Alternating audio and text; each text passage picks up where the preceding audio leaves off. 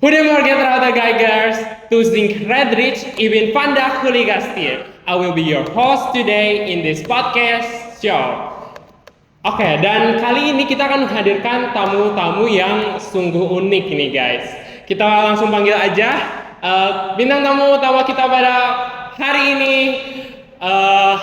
Sir Anwar Westerly. Oke, selamat pagi. Iya, sehat. Dan kita juga ada kedatangan satu tamu spesial nih. Udah tahu nggak siapa? Nggak tahu. Dan kita menghadirkan warga sipil. Namanya siapa? Teh Yulim. Kita sambut Teh Yulim. Oke. Silakan duduk. Iya.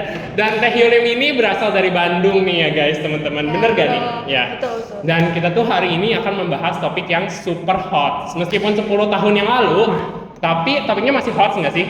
Betul, Masih.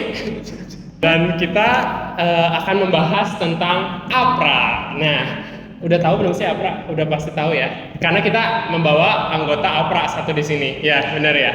Ya. Tahu nggak APRA itu apa? Waktu dulu sih pas kejadian belum tahu ya, cuman Belum ya karena udah 10 tahun yang lalu ya pasti. Mungkin kita dengar penjelasannya aja ya. APRA itu apa sih? Jadi APRA atau Angkatan Perang Ratu Adil itu merupakan sebuah milisi atau tentara swasta pro Belanda yang didirikan pada masa Revolusi Nasional Indonesia. Oh gitu ya. Udah tahu dong sekarang ya. Iya, Nah, udah tahu. Jadi menurut desas-desusnya nih APRA itu melakukan pemberontakan. Apakah itu benar? Benar nggak? Iya. Dia melakukan pemberontakan ya. Terus Iya. kronologinya tuh kayak gimana tuh? Kronologinya itu diawali karena pemimpin kami, Raymond Westerling itu tidak setuju karena hasil konferensi meja bundar yang waktu itu diselenggarakan di Den Haag pada tahun 1949. Hasil konferensi meja bundarnya itu Republik Indonesia Serikat yang waktu itu bentuknya negara federal akan diubah menjadi Negara Kesatuan Republik Indonesia yang merupakan bentuknya itu bentuk kesatuan gitu. Jadi Raymond Westerling itu nggak setuju, makanya beliau membentuk APRA sebagai itu. Organisasi pemberontakan. Iya, Jadi pantesan kan kejadiannya itu pas RIS ya. oh iya. Jadi tahun berapa ya itu? Itu tahun sekitar 1949. Oh iya. Sekitar segitu. Oke, terus kalau misalnya itu kan pemberontakan nih. Sebelum pemberontakan apakah kayak ada dia kasih surat hitam dulu gitu, kasih apa namanya? Kudeta. Kudetaan dulu gitu. Jadi sebelum ada Raymond Westerling akan meluncurkan kudeta, tapi sebelum meluncurkan kudeta itu Westerling tuh mengirimkan ultimatum gitu berupa surat kepada pemerintah Indonesia. Isi suratnya itu ya Westerling akan mengancam kita yaitu dengan membuat pertempuran besar-besaran kalau tuntutannya Westerling ini nggak dilakukan sama pemerintah Indonesia. Oh gitu. Terus berarti apakah itu beneran terjadi kejadian nggak? Itu kayak langsung dibantah sama pemerintah Indonesia nggak?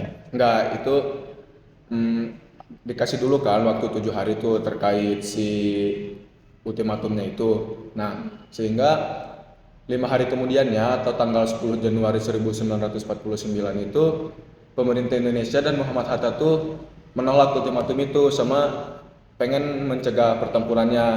Nah, supaya mencegah pertempuran ini Muhammad Hatta meminta kepada rakyatnya untuk menangkap Westerling gitu.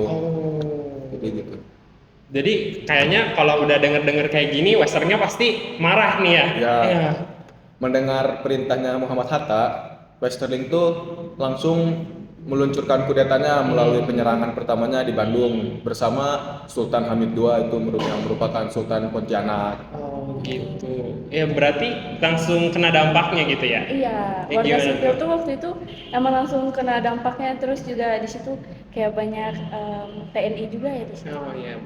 Berarti kalau kayak gitu, berarti berhasil nggak pemberontakannya terhadap Bandung?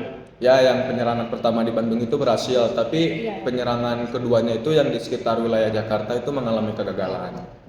Berarti kalau udah kayak gini ada korban pasti ya. Pasti ada. Ada kalau misalnya yang tahu nggak sekitar berapa korbannya? Tahu. Yang tercatatnya itu korbannya itu ada 94 anggota tentara, yang salah satunya itu Letnan Kolonel Lembong.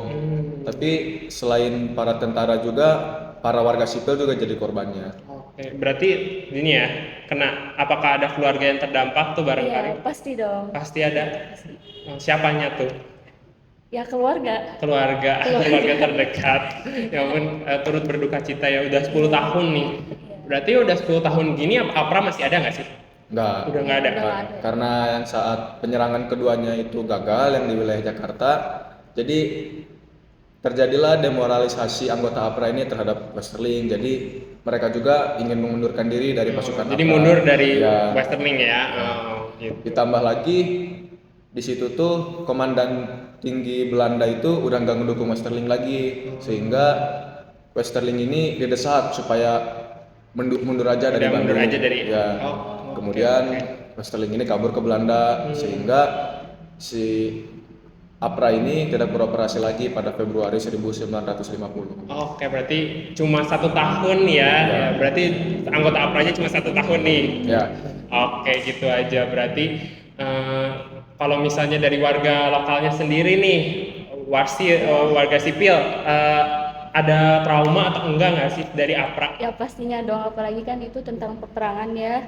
Cuman ya saya sendiri bisa sembuh dari trauma itu karena ada dukungan juga dari lingkungan saya, makanya saya bisa ceria lagi, bisa senyum lagi, bahagia lagi. Ya walaupun masih kebayang-bayang sih, apalagi kan kayak itu banyak Tembak-tembakan iya, ya. tembak-tembakan, terus banyak juga korban yang dijatuhkan. Mungkin gitu aja kali ya sesi podcast kita hari ini ya. Terima kasih banyak udah bisa hadir di podcast kita. Terima kasih Tata Hyulin, silakan Mbak, boleh? Oh boleh. Ya, boleh. Terima kasih juga buat Sir Anwar Westerling. Ya, silakan. Ya. Nah, mungkin segitu aja guys sesi podcast kita pada hari ini. Jangan lupa saksikan sesi podcast kita selanjutnya. Sampai jumpa.